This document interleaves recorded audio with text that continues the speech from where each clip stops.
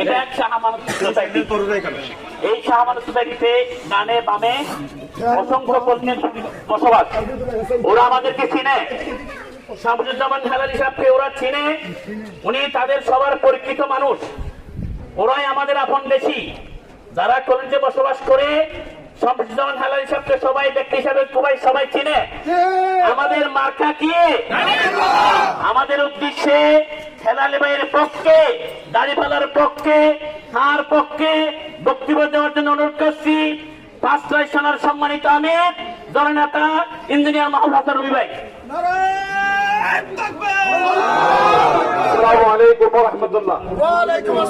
সম্মানিত এলাকাবাসী, বসবাসরত আমাদের মা বোন ভাই বৃদ্ধ সহ যারা বাসায় অবস্থান করছেন, আমরা হেলালি ভাইয়ের পক্ষ থেকে আপনাদের সকলকে সালাম জানাচ্ছি, ওনার জন্য দোয়া চাচ্ছি।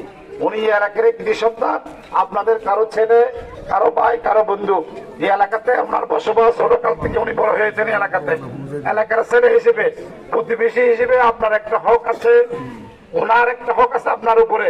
সকল এলাকার বাসীকে আমি অনুরোধ করবো, ধর্ম নির্বিশেষে, ধর্ম বর্ণ নির্বিশেষে আপনাদের সন্তান হিসেবে, আপনাদের ছেলে হিসেবে ওনাকে দাঁড়িপাল্লা প্রতীকে একটা ভোট দিবেন এবং হায়ের পক্ষে একটা ভোট দিবেন।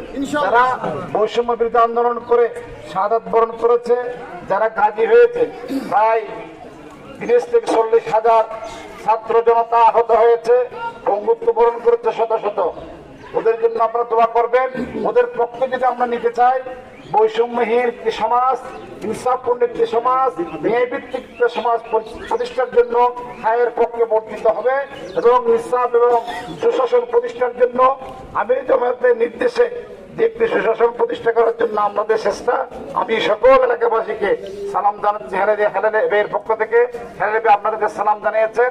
উনি আপনাদের সন্তান, আপনারা সকলেই নিজেই ভোট দিবেন পরিবার পরিজনকে সাথে নিয়ে। 12ই ফেব্রুয়ারি ইনশাআল্লাহ সকালে চলে যাবেন ইনশাআল্লাহ। আপনাদের ছেলের পক্ষে, আপনাদের ভাইয়ের পক্ষে, বন্ধুর পক্ষে দাঁড়িপাল্লা প্রতীকে ভোট দিবেন ইনশাআল্লাহ। সকলকে ধন্যবাদ জানিয়ে আমাদের আজকের এখানে শেষ করছি।